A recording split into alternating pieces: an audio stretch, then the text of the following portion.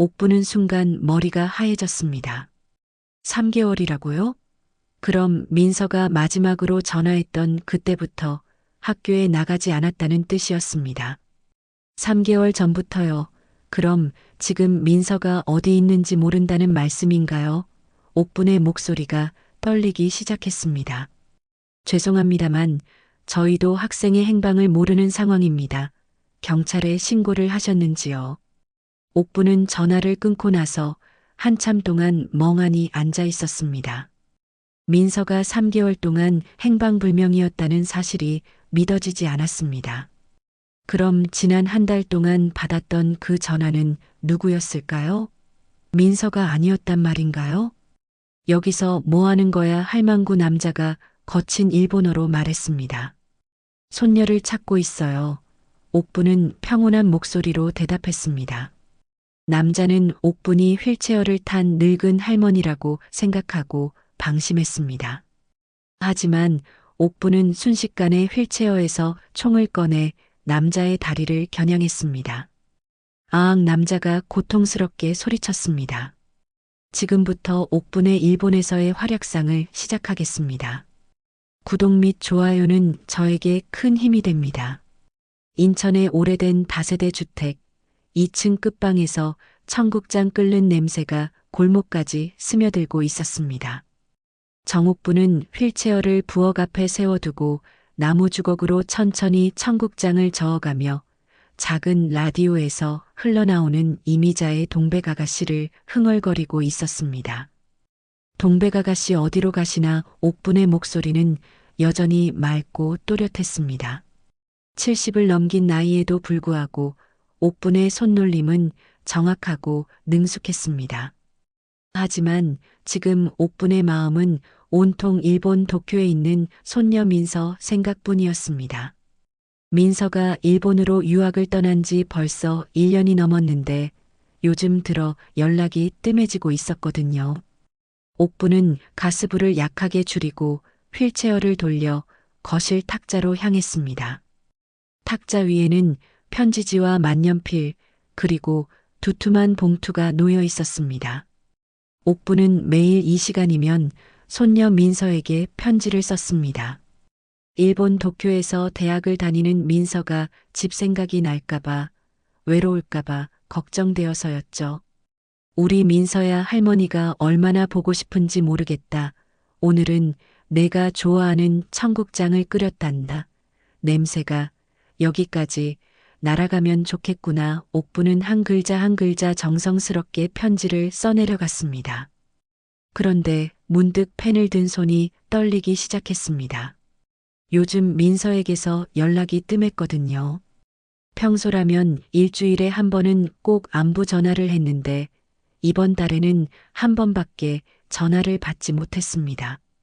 편지를 다 쓰고 나서 옥부는 부엌으로 가서 민서가 좋아하던 김치와 멸치볶음 그리고 직접 만든 고추장을 작은 용기에 정성스럽게 담았습니다.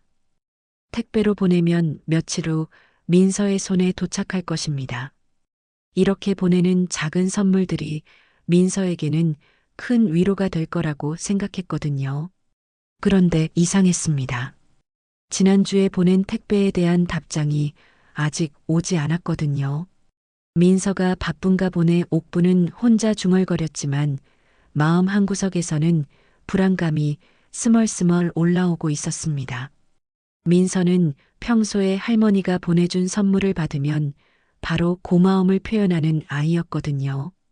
그런 민서가 일주일이 넘도록 연락이 없다는 것은 뭔가 이상했습니다. 옥부는 휠체어를 창가로 옮기고 창문을 열었습니다. 가을바람이 살짝 차가웠지만 기분을 진정시키려고 했습니다. 골목 아이들이 뛰어노는 소리, 옆집 아주머니가 빨래를 걷어들이는 소리, 멀리서 들려오는 자동차 소리까지 모든 것이 평온해 보였지만 옥분의 마음만은 그렇지 않았습니다. 그때 현관문에서 택배차 소리가 들렸습니다. 옥분은 휠체어를 돌려 현관으로 향했습니다. 혹시 민서가 뭔가를 보냈나 하는 기대감에 가슴이 두근거렸습니다. 하지만 택배 아저씨가 들고 온 것은 예상치 못한 것이었습니다. 바로 옥분이 민서에게 보냈던 소포였죠. 어르신 이거 수취인 불명이라고 되돌아왔네요. 택배 아저씨가 미안한 표정으로 말했습니다. 옥분은 소포를 받아들고 빨간 도장을 유심히 들여다봤습니다. 수취인 불명이라고 선명하게 찍혀 있었습니다. 분명히 민서의 주소를 정확히 적었는데 왜 되돌아온 걸까요? 갑자기 가슴이 두근거리기 시작했습니다. 이상하네 분명히 주소를 제대로 적었는데 옥부는 당황스러운 표정으로 소포를 들여다봤습니다. 혹시 민서가 이사를 한 건 아닐까요? 아니면 무슨 일이 생긴 건 아닐까요? 옥부는 서둘러 휠체어를 탁자로 옮기고 민서의 휴대폰으로 전화를 걸었습니다. 그런데 전화벨이 계속 울렸지만 민서는 받지 않았습니다. 한 번, 두 번, 세 번 아무리 걸어도 민서의 목소리는 들리지 않았습니다. 이상해 민서가 왜 전화를 안 받지 옥분의 목소리에 떨림이 섞여 들어갔습니다. 지금까지 민서는 할머니의 전화를 받지 않은 적이 없었거든요. 바쁠 때는 나중에라도 꼭 다시 전화를 했는데 말이죠. 옥부는 다시 한번 전화를 걸었습니다. 이번에는 고객님이 전화를 받지 않습니다라는 안내 멘트가 나왔습니다. 민서가 전화를 꺼둔 걸까요? 아니면 무슨 일이 생긴 걸까요? 불안감이 점점 커져가는 가운데 옥부는 민서와 마지막으로 통화했던 때를 떠올려 봤습니다. 한 달 전이었습니다. 그때 민서는 평소와 다르게 목소리가 어두웠습니다. 할머니, 저 괜찮아요. 걱정하지 마세요라고 말했지만 뭔가 숨기는 것 같았습니다. 그때 옥부는 그냥 공부에 지친 모양이라고 생각했는데 지금 생각해보니 그게 아니었던 것 같습니다. 혹시 민서가 무슨 일에 휘말린 건 아닐까 옥분의 마음속에서 불안감이 폭풍처럼 휘몰아치기 시작했습니다. 일본은 너무 멀었고 민서는 혼자였습니다. 언어도 완전히 통하지 않는 그곳에서 무슨 일이 일어날지 모르는 일이었죠. 옥부는 휠체어를 부엌으로 옮기고 청국장 냄새를 다시 한번 맡았습니다. 언제나 민서가 좋아하던 그 냄새였는데 이제는 왠지 모르게 쓸쓸하게 느껴졌습니다. 평온했던 일상이 한순간에 무너져 내리는 것 같았습니다. 그날 밤 옥부는 잠을 이루지 못했습니다. 창밖으로 보이는 가로등 불빛을 바라보며 계속 민서 생각만 했습니다. 라디오에서는 여전히 옛 노래가 흘러나오고 있었지만 이제는 그 멜로디마저 애잔하게 들렸습니다. 민서야 할머니가 너를 지키지 못했구나. 옥부는 작은 목소리로 중얼거렸습니다. 마음속 깊은 곳에서 뭔가 잘못되었다는 직감이 강하게 올라오고 있었습니다. 오랜 세월 살아온 경험이 말해주고 있었습니다. 이건 단순한 연락 두절이 아니라는 것을 말이죠. 옥분이 잠 못 이루는 밤을 보낸 지 사흘째 되는 날 예상치 못한 전화가 걸려왔습니다. 국제전화였습니다. 옥분은 서둘러 휠체어를 전화기 쪽으로 옮기고 수화기를 들었습니다. 혹시 민서가 아닐까 하는 기대감에 가슴이 두근거렸습니다. 안녕하세요. 도쿄대학 국제학부 사무실입니다. 상대방은 어색한 한국어로 말했습니다. 정민서 학생의 보호자분이시죠? 네, 맞습니다. 민서가 어떻게 됐나요? 옥분의 목소리에 긴장감이 묻어났습니다. 저희가 연락드린 이유는 정민서 학생이 지난 3개월 동안 수업에 나오지 않고 있어서입니다. 기숙사에도 들어오지 않고 있고요. 혹시 가족분들이 아시는 바가 있는지 문의드리려고 합니다. 옥부는 순간 머리가 하얘졌습니다. 3개월이라고요? 그럼 민서가 마지막으로 전화했던 그때부터 학교에 나가지 않았다는 뜻이었습니다. 3개월 전부터요. 그럼 지금 민서가 어디 있는지 모른다는 말씀인가요? 옥분의 목소리가 떨리기 시작했습니다. 죄송합니다만 저희도 학생의 행방을 모르는 상황입니다. 경찰에 신고를 하셨는지요? 옥부는 전화를 끊고 나서 한참 동안 멍하니 앉아 있었습니다. 민서가 3개월 동안 행방불명이었다는 사실이 믿어지지 않았습니다. 그럼 지난 한 달 동안 받았던 그 전화는 누구였을까요? 민서가 아니었단 말인가요? 옥부는 서둘러 텔레비전을 켰습니다. 뉴스 채널을 돌리다가 충격적인 내용을 듣게 되었습니다. 최근 일본 내에서 외국인 유학생을 대상으로 한 인신매매 사건이 급증하고 있어 주의가 요구됩니다. 특히 한국인 여학생들이 주요 타겟이 되고 있으며 대부분 취업이나 아르바이트를 미끼로 접근한 후 강제로 납치하는 수법을 사용하고 있습니다. 옥부는 리모컨을 든 손이 덜덜 떨렸습니다. 설마 민서가 그런 일에 휘말린 건 아닐까요? 뉴스는 계속 이어졌습니다. 야쿠자 조직이 배후에 있는 것으로 추정되며 피해자들은 대부분 도쿄 신주쿠와 가부키초 일대의 불법 업소에서 발견되고 있습니다. 현재까지 구조된 피해자는 12명이지만 아직도 행방불명 상태인 유학생이 30명이 넘는 것으로 파악되고 있습니다. 옥부는 텔레비전을 끄고 깊은 한숨을 내쉬었습니다. 머리가 복잡해졌습니다. 민서가 정말 그런 일에 휘말린 걸까요?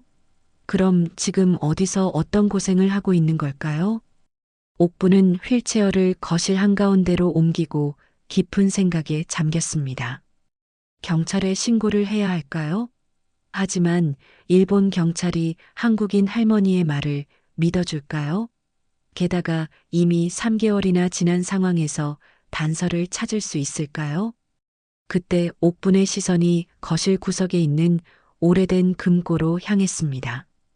그 금고 안에는 아무도 모르는 옥분의 비밀이 숨겨져 있었습니다. 한국 전쟁 이후 오랜 기간 동안 감춰왔던 과거의 흔적들이 말이죠. 옥부는 휠체어를 금고 앞으로 옮기고 오래된 다이얼을 돌리기 시작했습니다.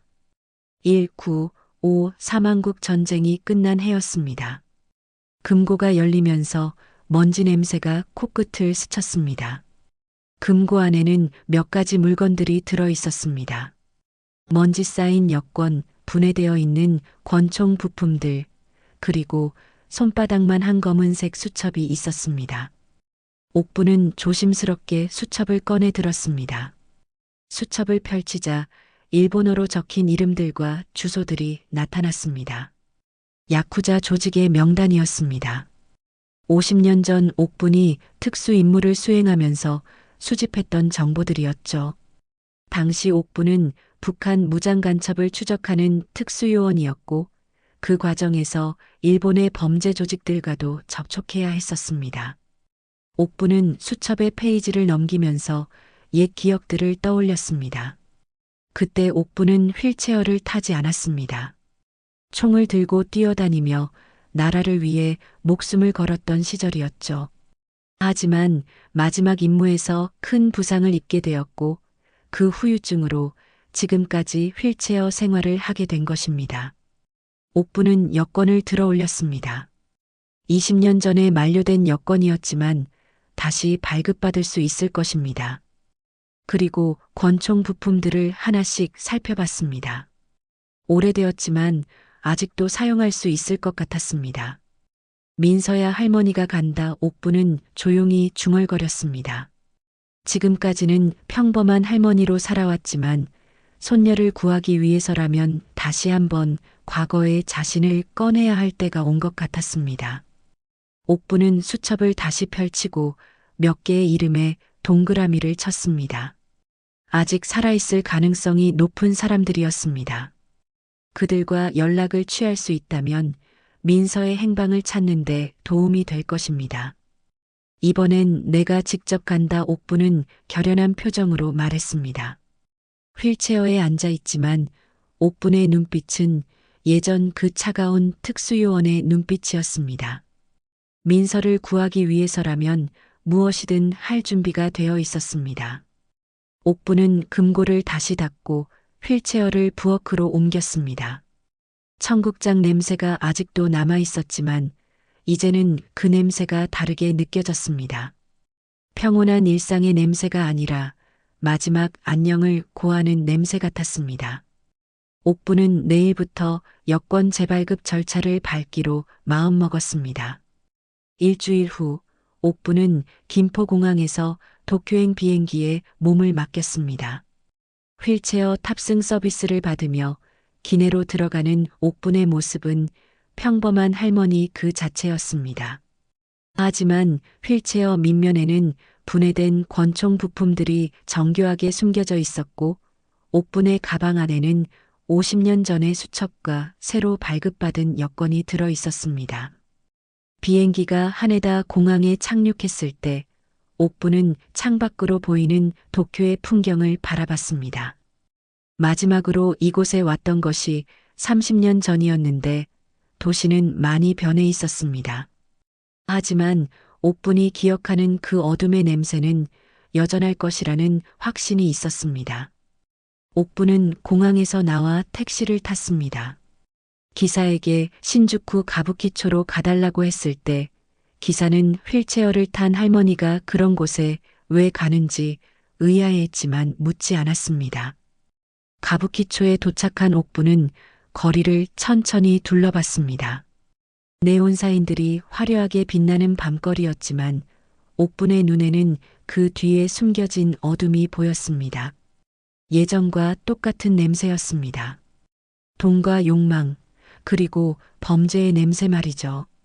옥부는 휠체어를 타고 골목 안쪽으로 들어갔습니다. 수첩에 적힌 주소를 하나씩 찾아가며 옛 연락책들이 운영하던 가게들을 확인했습니다. 대부분은 문을 닫았거나 다른 업종으로 바뀌어 있었지만 몇 곳은 아직 그대로 남아 있었습니다. 그 중에서도 옥분이 특별히 찾고 있던 곳이 있었습니다. 야마다라는 이름의 라멘집이었습니다. 겉보기에는 평범한 라멘집이었지만 옥부는 이곳의 진짜 정체를 알고 있었습니다. 50년 전 이곳은 각종 정보가 오가는 비밀 거점이었거든요. 옥분이 라멘집 앞에 멈춰 섰을 때 안쪽에서 누군가 나왔습니다. 70대로 보이는 일본인 남자였는데 옥분을 보자 순간 당황하는 기색을 보였습니다. 설마 당신이 옥분은 일본어로 조용히 물었습니다. 정옥분 씨인가요? 남자는 놀란 표정으로 되물었습니다. 바로 타카하시였습니다. 50년 전 옥분과 함께 일했던 일본 경찰이었죠. 오랜만이네요. 타카하시 씨. 옥분은 미소를 지으며 인사했습니다. 타카하시는 옥분을 라멘집 안으로 모셨습니다. 가게를 닫고 난 후 둘은 조용히 대화를 나눴습니다. 타카하시는 경찰을 퇴직한 후 이곳에서 라멘집을 운영하며 지내고 있었습니다. 무슨 일로 이곳에 오셨습니까? 타카하시가 물었습니다. 손녀를 찾으러 왔어요. 옥부는 민서의 사진을 보여주며 상황을 설명했습니다. 타카하시는 심각한 표정으로 이야기를 들었습니다. 요즘 이 일대가 심상치 않습니다. 타카하시가 말했습니다. 새로운 조직이 생겨서 인신매매를 하고 있어요. 특히 외국인 여성들을 표적으로 하고 있습니다. 옥부는 타카하시의 말을 들으며 수첩을 꺼냈습니다. 오래된 조직 명단을 보여주자 타카하시는 놀란 표정을 지었습니다. 이 명단 아직도 가지고 계셨군요. 타카하시가 감탄했습니다. 이 중에서 아직 활동하는 조직이 몇 개 있습니다. 타카하시는 수첩을 넘기며 몇 개의 이름을 가리켰습니다. 그 중에서도 가장 위험한 조직이 있었습니다. 검은용이라고 불리는 신생 야쿠자 조직이었습니다. 이들이 최근 가장 활발하게 활동하고 있습니다. 타카하시가 설명했습니다. 리더는 구로다라는 자인데 예전 조직에서 갈라져 나온 세력입니다. 옥부는 구로다라는 이름을 수첩에 적어 넣었습니다. 그리고 타카하시에게 도움을 요청했습니다. 함께 도와주실 수 있나요? 옥분이 물었습니다. 타카하시는 잠시 망설이다가 고개를 끄덕였습니다. 예전에 옥분에게 도움을 받은 적이 있었거든요. 그때의 은혜를 갚을 때가 온 것 같았습니다. 다음 날부터 옥분과 타카하시는 본격적인 수사를 시작했습니다. 옥분은 휠체어를 타고 가부키초 일대를 누비며 정보를 수집했습니다. 겉보기에는 평범한 할머니였지만 옥분의 관찰력은 예전 그대로였습니다. 그 과정에서 옥분은 휠체어에 숨겨둔 특별한 장비를 사용했습니다. 작은 드론이었습니다. 휠체어 팔걸이 안쪽에 숨겨져 있던 이 드론으로 접근하기 어려운 건물들을 정찰했습니다. 타카하시는 옥분이 휠체어에서 드론을 꺼내는 모습을 보고 말문을 잇지 못했습니다. 70이 넘은 할머니가 이런 첨단 장비를 다루는 모습이 믿어지지 않았거든요. 어디서 이런 걸 구하셨습니까? 타카하시가 물었습니다. 세상이 많이 변했잖아요. 옥분은 웃으며 대답했습니다. 저도 변해야죠. 드론으로 촬영한 영상을 분석한 결과 몇 개의 의심스러운 건물을 발견했습니다. 그 중에서도 가장 수상한 곳은 고급 클럽으로 위장한 건물이었습니다. 겉보기에는 평범한 클럽이었지만 지하에 비밀 공간이 있는 것 같았습니다. 저곳이 수상해요. 옥분이 드론 영상을 가리키며 말했습니다. 카구야라는 클럽입니다. 타카하시가 확인했습니다. 구로다 조직이 운영하는 곳으로 알려져 있어요. 옥분은 카구야라는 이름을 수첩에 적었습니다. 그리고 타카하시와 함께 그곳을 직접 확인해 보기로 했습니다. 그날 밤 옥분과 타카하시는 카구야 클럽 근처에서 잠복했습니다. 옥분은 휠체어를 타고 있었지만 예전의 감각이 되살아나고 있었습니다. 50년 전에 특수요원 정옥분이 다시 깨어나고 있었던 것입니다. 클럽에서 나오는 사람들을 관찰하던 중 옥분은 이상한 것을 발견했습니다. 지하로 내려가는 별도의 입구가 있었고 그곳으로 젊은 여성들이 들어가는 모습이 보였습니다. 하지만 나오는 사람은 없었습니다. 저기가 바로 그곳인 것 같아요. 옥분이 타카하시에게 속삭였습니다. 위험할 수 있습니다. 타카하시가 걱정스럽게 말했습니다. 위험하지 않았다면 민서가 사라지지 않았겠죠. 옥분의 눈빛이 차갑게 변했습니다. 손녀를 구하기 위해서라면 어떤 위험도 감수할 준비가 되어 있었습니다. 사흘 동안 카구야 클럽을 감시한 결과 옥분과 타카하시는 중요한 단서를 발견했습니다. 매일 새벽 2시경이면 검은색 승합차가 클럽 뒤편으로 들어와 몇 명의 남자들이 큰 가방들을 옮기는 모습을 목격했거든요. 그 가방들에서는 사람의 형체가 어렴풋이 보였습니다. 오늘 밤이 기회입니다. 옥분이 타카하시에게 말했습니다. 저들이 가장 방심할 때 들어가야 해요. 타카하시는 걱정스러운 표정을 지었습니다. 너무 위험해요. 경찰에 신고하는 게 어떨까요? 경찰이 움직이면 저들이 눈치챌 거예요. 옥분은 단호하게 말했습니다. 그럼 민서를 다른 곳으로 옮길지도 모르죠. 그날 밤 1시 옥분은 휠체어에서 분해된 권총 부품들을 꺼내 조립하기 시작했습니다. 50년 만에 다시 만지는 총이었지만 손의 감각은 여전했습니다. 타카하시는 옥분이 능숙하게 총을 조립하는 모습을 보며 새삼 놀랐습니다. 정말로 특수요원이셨군요. 타카하시가 감탄했습니다. 옛날 이야기죠. 옥분은 총을 휠체어 옆면에 숨기며 말했습니다. 지금은 그냥 손녀를 찾으러 온 할머니예요. 둘은 카구야 클럽 뒤편으로 조심스럽게 접근했습니다. 옥분은 휠체어의 바퀴를 특수 재질로 바꿔 소음을 최소화했습니다. 타카하시는 옥분의 치밀함에 또 한 번 놀랐습니다. 클럽 뒤편에는 화물용 엘리베이터가 있었습니다. 옥분은 드론을 띄워 엘리베이터 내부를 확인했습니다. 지하 3층까지 내려갈 수 있었고 지하 3층에서 이상한 움직임이 포착되었습니다. 저기로 내려가야 해요. 옥분이 말했습니다. 경비원이 있을 텐데요. 타카하시가 걱정했습니다. 옥부는 휠체어에서 작은 장치를 꺼냈습니다. 전자파 교란기였습니다. 이걸로 잠시 감시 카메라를 무력화시킬 수 있었습니다. 3분 안에 들어가야 해요. 옥분이 말했습니다. 타카하시는 옥분을 엘리베이터에 태우고 함께 지하로 내려갔습니다. 지하 3층에 도착하자 긴 복도가 나타났습니다. 양쪽으로 여러 개의 방들이 있었고 각 방마다 번호가 적혀 있었습니다. 옥부는 휠체어를 천천히 움직이며 각 방을 확인했습니다. 대부분의 방은 비어 있었지만 몇 개의 방에서는 사람의 기척이 느껴졌습니다. 그런데 한 방에서 익숙한 냄새가 났습니다. 이 냄새 옥분이 멈춰섰습니다. 민서가 즐겨 쓰던 샴푸 냄새였습니다. 옥분은 조심스럽게 방문을 열었습니다. 작은 방 안에는 낡은 침대와 여성용 옷가지들이 흩어져 있었습니다. 벽에는 핏자국이 남아 있었고 바닥에는 민서의 학생증이 떨어져 있었습니다. 민서야 옥분의 목소리가 떨렸습니다. 분명히 민서가 이곳에 있었던 것입니다. 옥분은 방 안을 자세히 살펴봤습니다.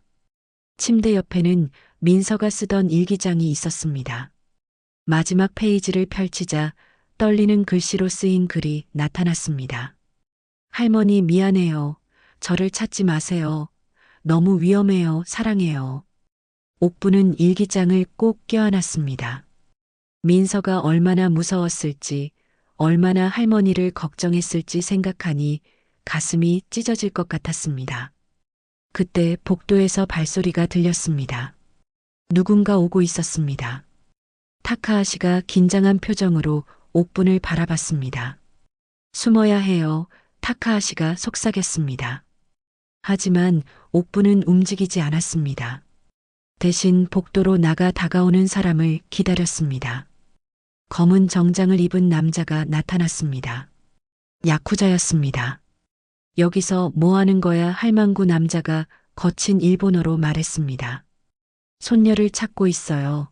옥분은 평온한 목소리로 대답했습니다.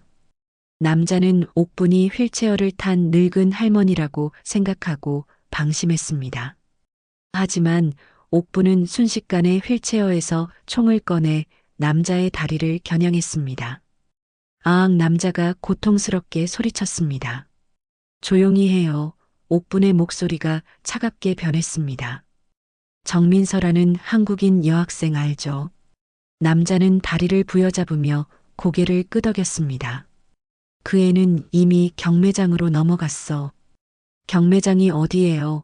옥분이 총을 남자의 머리에 가져다 댔습니다. 도쿄만 근처의 창고야. 내일 밤에 경매가 열려 남자가 떨리는 목소리로 말했습니다. 옥분은 남자를 기절시키고 타카하시와 함께 그곳을 빠져나왔습니다. 엘리베이터 안에서 타카하시는 옥분을 바라봤습니다. 정말 대단하세요. 타카하시가 말했습니다. 하지만 이제 더 위험해질 것 같은데요. 옥분은 민서의 일기장을 꼭 껴안으며 말했습니다. 그 아이를 또 잃으면 이번엔 나도 못 살아요. 지상으로 나온 후 옥분은 하늘을 올려다봤습니다. 새벽이 밝아오고 있었습니다. 민서를 구할 수 있는 마지막 기회가 내일 밤이었습니다. 경매가 끝나면 민서는 영영 찾을 수 없는 곳으로 사라질지도 모르는 일이었습니다. 타카하시 씨 옥분이 말했습니다. 마지막 부탁이 있어요. 무엇이든 말씀하세요. 타카하시가 대답했습니다. 내일 밤 경매장에 가야 해요. 하지만 혼자서는 어려울 것 같아요. 타카하시는 잠시 고민했습니다. 경찰에 신고하면 안 될까요? 저들이 경찰과 내통하고 있을 수도 있어요. 옥분이 말했습니다. 믿을 수 있는 건 우리뿐이에요. 타카하시는 옥분의 절실한 표정을 보고 마침내 고개를 끄덕였습니다. 내일 밤이 민서를 구할 수 있는 마지막 기회였습니다. 옥분은 휠체어를 타고 호텔로 돌아가면서 마음을 다잡았습니다. 이제 정말로 마지막 싸움을 준비해야 할 때였습니다. 민서야 할머니가 반드시 너를 구해낼게. 옥부는 새벽 하늘을 바라보며 다짐했습니다. 다음 날 오후 옥부는 호텔방에서 저녁 작전을 위한 마지막 준비를 하고 있었습니다. 휠체어에 소형 폭탄과 연막탄을 숨기고 권총의 탄화를 장전했습니다.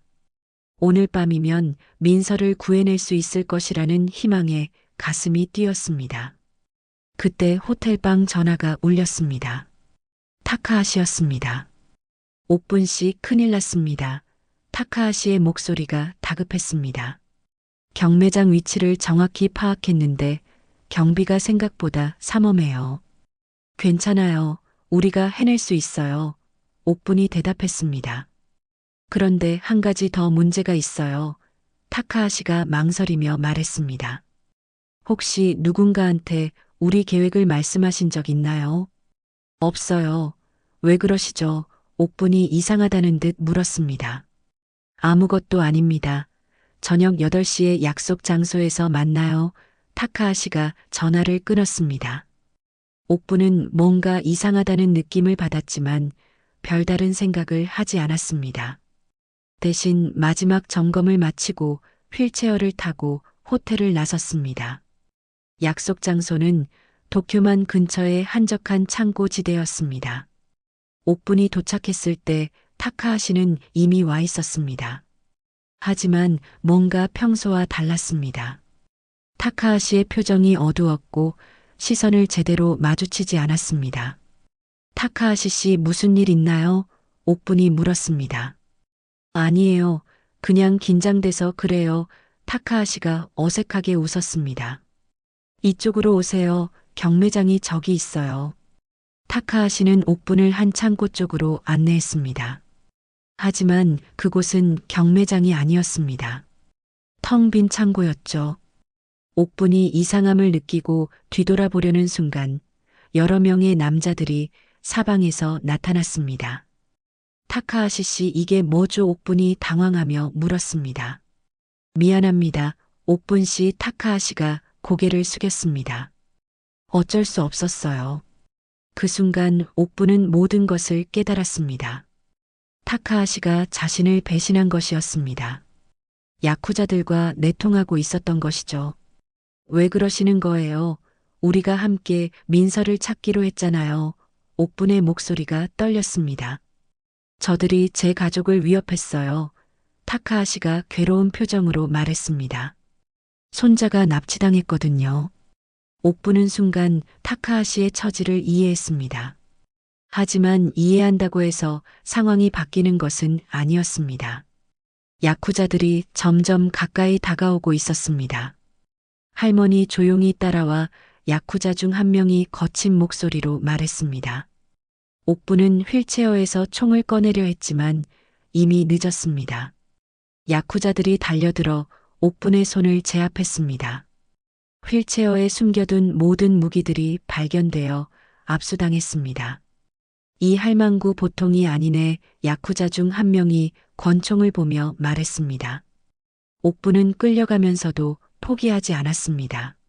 민서를 구해야 한다는 일념으로 저항을 계속했지만 숫자의 열세를 극복할 수는 없었습니다.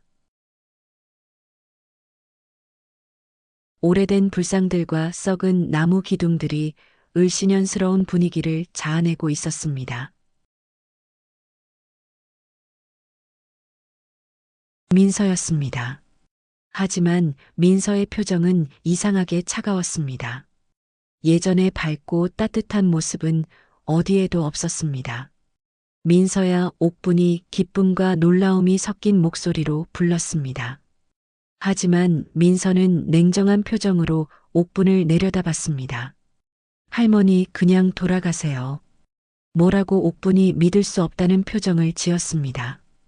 이제 난 그쪽 세상 사람이에요. 민서의 목소리에는 감정이 없었습니다.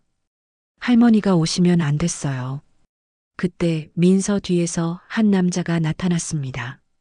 정장을 입은 중년 남자였는데 야쿠자 보스로 보였습니다. 구로다였습니다. 이 아이 우리 조직의 돈줄입니다. 구로다가 만족스러운 표정으로 말했습니다. 가족이라 불러도 무방하지요. 옥부는 믿을 수 없었습니다. 민서가 자발적으로 야쿠자 조직에 들어간 것일까요? 아니면 세뇌당한 걸까요? 민서야 정신 차려. 옥분이 간절하게 말했습니다. 너는 그런 아이가 아니야. 저는 이제 다른 사람이에요. 민서가 고개를 돌리며 말했습니다. 할머니는 그냥 모르는 척하고 살아가세요. 구로다는 옥분을 보며 비웃었습니다. 할머니 손녀 걱정은 그만하세요. 이 아이는 이제 우리가 잘 돌봐줄 테니까요. 옥분의 마음이 찢어질 것 같았습니다. 그동안 민서를 구하기 위해 모든 것을 걸고 왔는데 정작 민서는 구원받기를 원하지 않는다는 것이었습니다. 하지만 옥분은 포기할 수 없었습니다. 민서의 눈 깊은 곳에서 두려움을 읽을 수 있었거든요. 겉으로는 냉정한 척하고 있지만 내면에서는 여전히 무서워하고 있는 것 같았습니다. 민서야. 옥분이 다시 한번 부드럽게 불렀습니다. 할머니가 왜 여기까지 왔는지 알지? 그만해요. 민서가 소리쳤습니다. 저는 이제 정민서가 아니에요. 구로다가 손을 들어 민서를 제지했습니다. 됐어.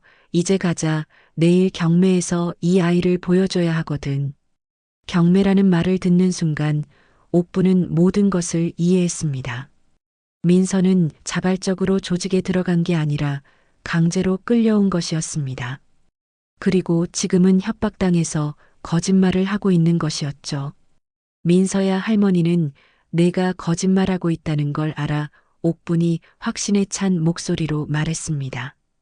민서의 눈에서 순간 눈물이 흘렀습니다.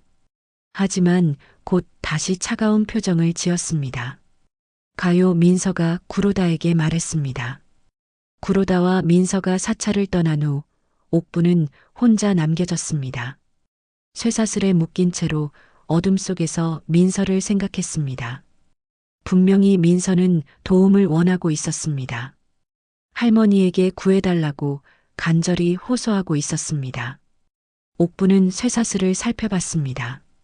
오래된 사찰의 기둥에 묶여 있었는데 기둥이 많이 썩어 있었습니다. 만약 조금만 더 힘을 가하면 부러뜨릴 수 있을 것 같았습니다. 민서야. 할머니가 반드시 너를 구해낼게. 옥부는 다짐하며 탈출 계획을 세우기 시작했습니다.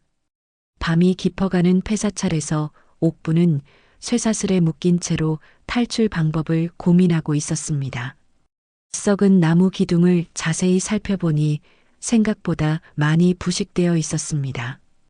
옥부는 몸을 조금씩 움직여가며 기둥에 압력을 가하기 시작했습니다. 그때 사찰 입구에서 다시 발소리가 들렸습니다. 이번에는 민서가 혼자 왔습니다. 민서는 주변을 조심스럽게 살피더니 옥분에게 다가왔습니다. 할머니. 민서의 목소리가 떨리고 있었습니다. 낮에는 정말 미안했어요. 민서야. 옥분이 안도의 한숨을 내쉬었습니다. 역시 내가 아는 그 민서구나. 민서는 옥분의 쇠사슬을 풀어주려고 했지만 너무 단단히 묶여 있었습니다.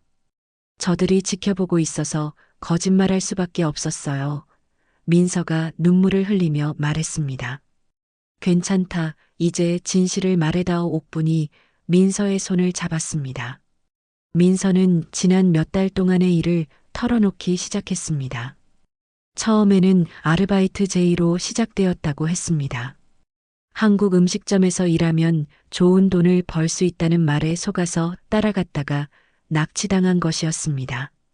그 후로 계속 감금되어 있었고 도망치려고 했지만 실패했다고 했습니다. 저들이 할머니까지 위협했어요. 민서가 흐느꼈습니다. 할머니에게 해를 끼치겠다고 해서 어쩔 수 없었어요. 옥부는 민서의 이야기를 들으며 가슴이 아팠습니다. 그 어린 나이에 혼자서 얼마나 무서웠을까 하는 생각이 들었습니다. 민서야. 할머니가 너를 구하러 왔으니까 이제 걱정하지 마라. 옥분이 위로했습니다. 하지만 민서는 고개를 저었습니다. 너무 늦었어요. 내일 밤 경매에서 저를 팔기로 했거든요. 그 후엔 다른 나라로 보낼 거래요. 옥분의 얼굴이 굳어졌습니다. 그럼 더 이상 시간이 없다는 뜻이었습니다. 민서야, 할머니가 너에게 말해야 할 것이 있다. 옥분이 진지한 표정으로 말했습니다. 뭔데요? 민서가 궁금한 표정을 지었습니다. 옥분은 깊은 숨을 들이쉬고 오랫동안 숨겨왔던 진실을 털어놓기 시작했습니다. 너도 알아야 한다.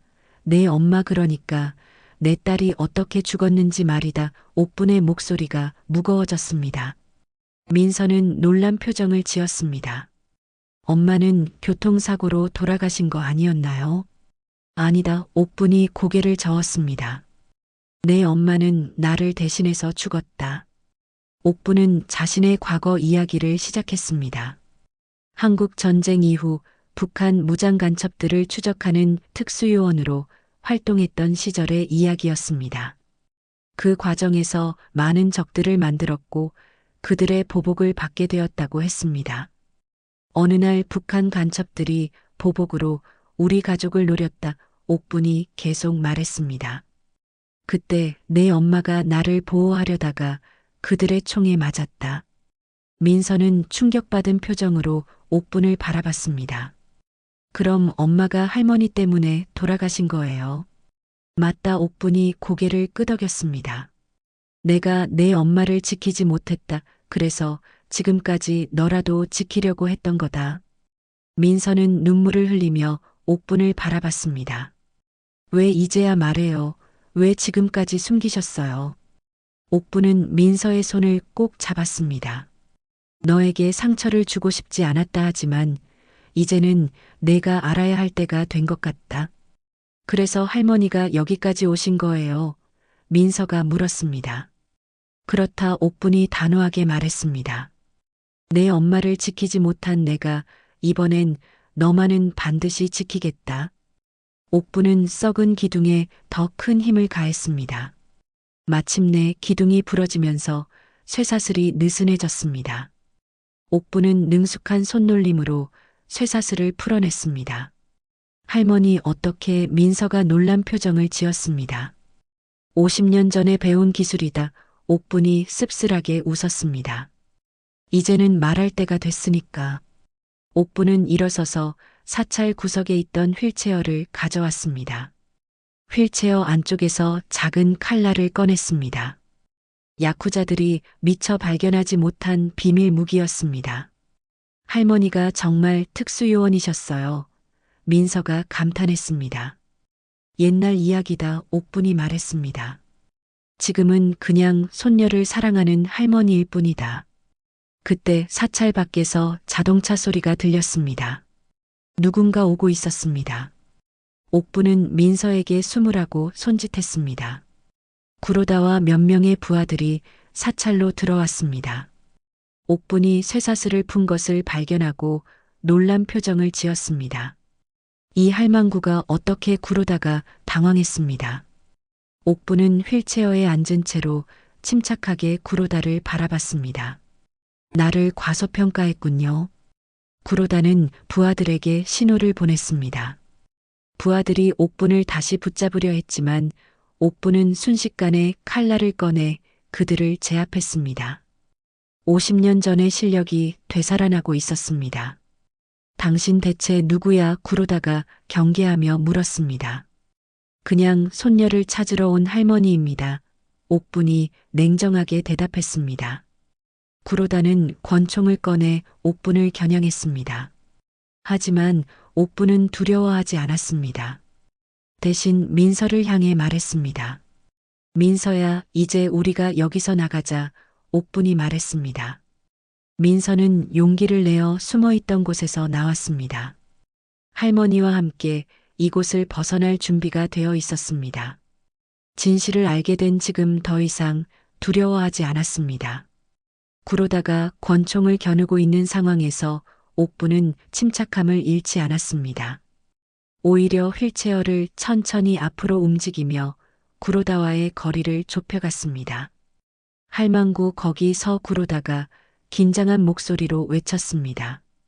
옥분은 미소를 지으며 대답했습니다. 젊은이 총을 든 손이 떨리고 있군요. 구로다는 자신도 모르게 손을 내려다봤습니다. 정말로 손이 미세하게 떨리고 있었습니다.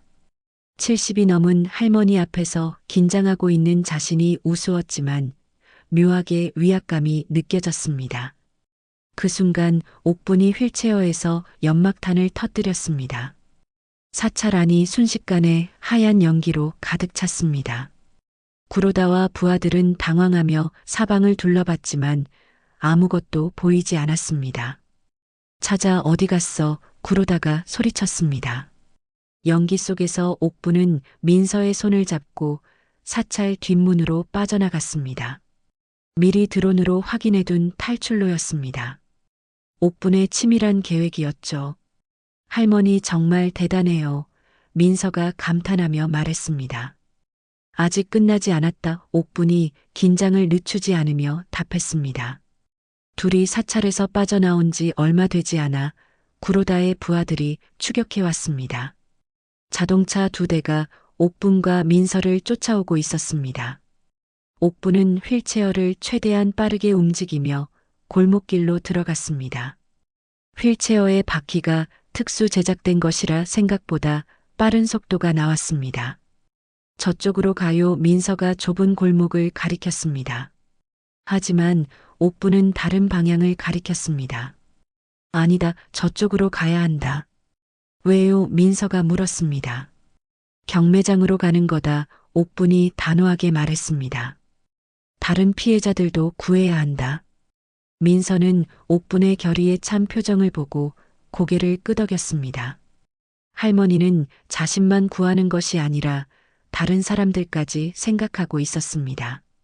옥분은 기억을 더듬어 경매장이 있는 도쿄만 근처로 향했습니다. 구로다의 부하가 어제 말했던 그 창고였습니다. 뒤에서 추격해오는 자동차들을 뿌리치며 옥분과 민서는 목적지에 도착했습니다. 경매장은 낡은 창고였는데 생각보다 많은 사람들이 모여 있었습니다. 검은 정장을 입은 남자들이 창고 입구를 지키고 있었고 안쪽에서는 웅성거리는 소리가 들렸습니다. 벌써 경매가 시작된 것 같아요. 민서가 걱정스럽게 말했습니다. 옥분은 휠체어에서 마지막 비밀 무기를 꺼냈습니다. 작은 폭탄이었습니다. 크기는 작지만 충분한 위력을 가지고 있었습니다. 민서야, 내가 신호를 주면 뒤쪽 출입구로 뛰어가라. 옥분이 지시했습니다. 혼자서는 위험해요. 민서가 걱정했습니다. 걱정하지 마라. 할머니를 믿어라.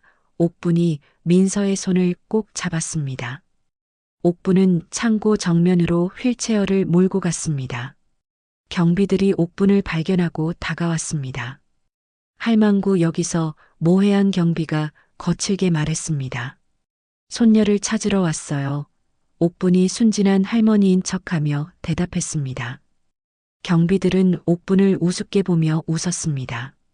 하지만 그 순간 옥분이 폭탄을 터뜨렸습니다. 창고 입구가 폭발하면서 경비들이 쓰러졌습니다. 창고 안이 아수라장이 되었습니다.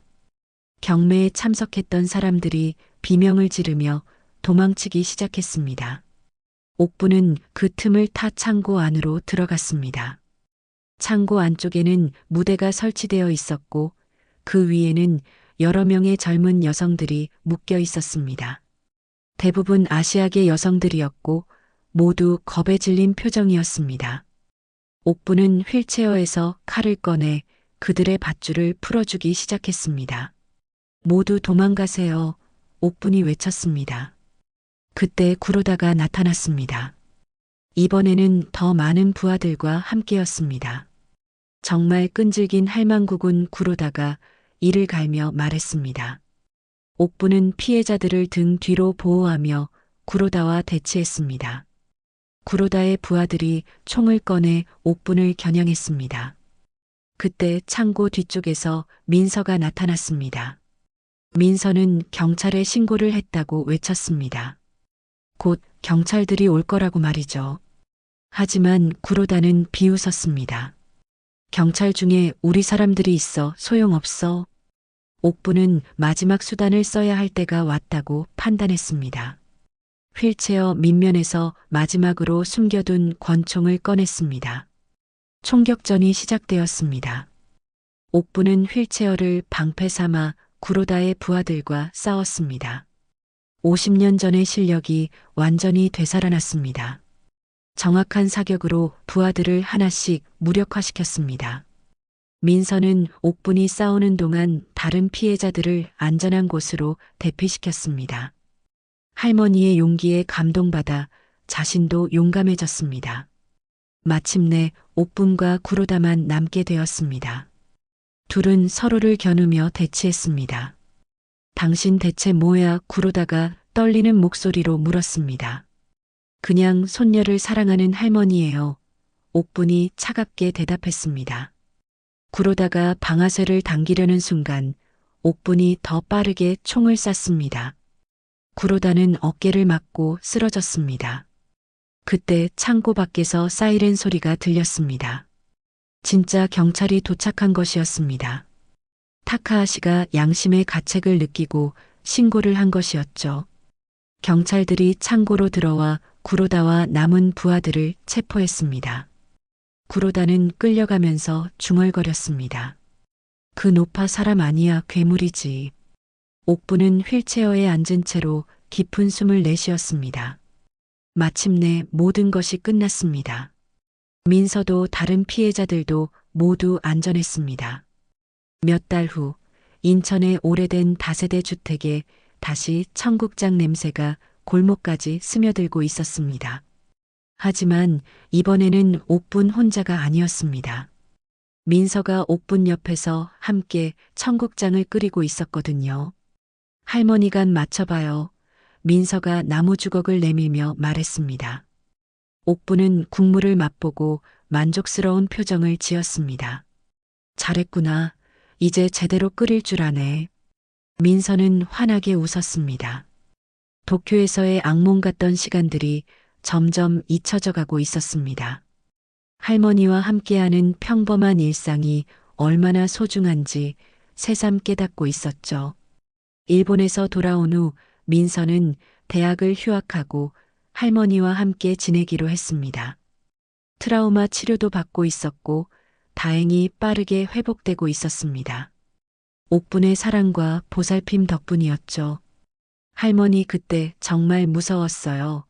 민서가 청국장을 저으며 말했습니다. 하지만 할머니가 구하러 와주셔서 살 수 있었어요. 옥분은 민서의 어깨를 다정하게 토닥였습니다. 이제 다 끝났다. 우리 함께 있으니까 무섭지 않아. 그때 현관문에서 벨소리가 들렸습니다. 옥분이 휠체어를 타고 현관으로 나가자 택배 아저씨가 서 있었습니다. 옥분 씨 댁 맞죠? 일본에서 소포가 왔네요. 택배 아저씨가 말했습니다. 옥분은 소포를 받아보니 타카하시에게서 온 것이었습니다. 거실로 돌아와 민서와 함께 소포를 열어봤습니다. 안에는 편지와 함께 작은 선물이 들어 있었습니다. 타카하시의 편지를 읽어보니 그동안 일본에서 일어난 일들이 자세히 적혀 있었습니다.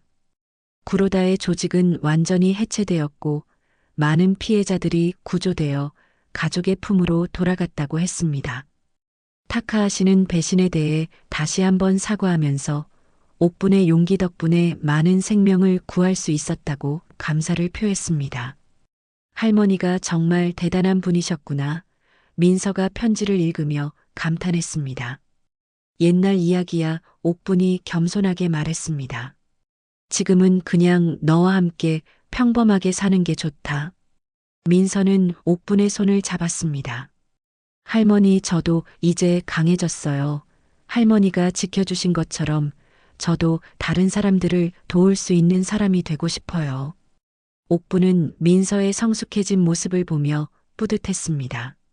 그 무서운 경험을 통해 민서는 더욱 강해졌고 다른 사람들을 생각하는 마음도 갖게 되었습니다. 그래, 좋은 생각이다. 옥분이 미소를 지으며 말했습니다. 하지만 무엇보다 내 안전이 가장 중요하다. 민서는 고개를 끄덕였습니다. 사회복지를 전공해서 인신매매 피해자들을 돕는 일을 하고 싶다고 말했습니다. 자신과 같은 피해를 당하는 사람들이 더 이상 생기지 않도록 도움을 주고 싶다는 것이었죠. 점심을 먹고 난 후 옥분과 민서는 거실에서 라디오를 들으며 차를 마셨습니다. 라디오에서는 이미자의 동백아가씨가 흘러나오고 있었습니다. 옥분이 늘 즐겨 듣던 노래였죠. 할머니, 이 노래 들을 때마다 생각나요. 민서가 말했습니다. 할머니가 저를 걱정하며 매일 이 노래를 들으셨을 모습이요. 옥분은 민서의 머리를 쓰다듬었습니다. 그때는 정말 걱정이 많았다 하지만 이제는 괜찮아. 저녁 무렵이 되자 민서는 부엌에서 저녁 준비를 시작했습니다. 할머니에게 직접 요리를 해주고 싶다고 했습니다. 옥분은 휠체어에 앉아 민서가 요리하는 모습을 흐뭇하게 바라봤습니다. 그런데 문득 옥분의 시선이 거실 구석으로 향했습니다. 휠체어가 조용히 놓여 있었는데 바퀴 안쪽에 작은 수첩 하나가 숨겨져 있는 것이 보였습니다. 새로운 수첩이었습니다.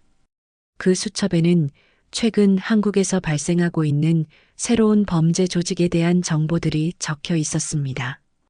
옥분이 민서를 구하러 일본에 갔다 온 후 몇몇 사람들로부터 연락을 받았던 것입니다. 도움이 필요한 다른 가족들이 있다는 연락이었죠. 할머니, 뭘 그렇게 보고 계세요? 민서가 요리하다가 옥분을 바라봤습니다. 아무것도 아니다. 옥분이 자연스럽게 미소를 지었습니다. 우리 민서가 요리하는 모습이 예뻐서 그래. 민서는 웃으며 다시 요리에 집중했습니다. 옥분은 수첩을 바라보며 생각에 잠겼습니다. 민서를 구한 일이 끝이 아니었습니다. 아직도 도움이 필요한 사람들이 많이 있었거든요. 하지만 지금은 민서와의 평온한 시간을 소중히 하고 싶었습니다. 수첩 속의 일들은 나중에 생각해봐도 늦지 않을 것입니다. 민서가 저녁을 차려놓고 옥분을 불렀습니다. 할머니 밥 먹어요. 옥분은 휠체어를 식탁으로 옮기고 민서가 차려준 저녁을 맛봤습니다. 청국장과 김치, 그리고 민서가 직접 만든 계란말이가 있었습니다. 맛있다, 정말 잘 만들었구나. 옥분이 칭찬했습니다. 민서는 뿌듯한 표정을 지었습니다. 할머니께 배운 대로 만들었어요. 두 사람은 조용히 저녁을 먹으며 소소한 이야기를 나눴습니다. 내일 뭘 할지, 다음 주에는 어디 가볼지 같은 평범한 계획들이었습니다. 그런 평범함이 얼마나 소중한지 둘 다 잘 알고 있었거든요. 밤이 깊어가자 민서는 설거지를 하고 옥분은 휠체어를 창가로 옮겼습니다. 창밖으로 보이는 골목은 조용했고 가로등이 은은하게 빛나고 있었습니다. 옥분은 수첩을 한 번 더 바라봤습니다. 언젠가는 다시 누군가를 도와야 할 날이 올지도 모릅니다. 하지만 지금은 민서와 함께하는 이 평온한 시간을 만끽하고 싶었습니다. 할머니의 싸움은 끝났지만 누군가는 아직 옥분을 기억하고 있었습니다. 그리고 도움이 필요할 때면 언제든 그 특별한 할머니를 찾아올 것입니다. 청국장 냄새가 나는 이 평범한 집에서 말이죠.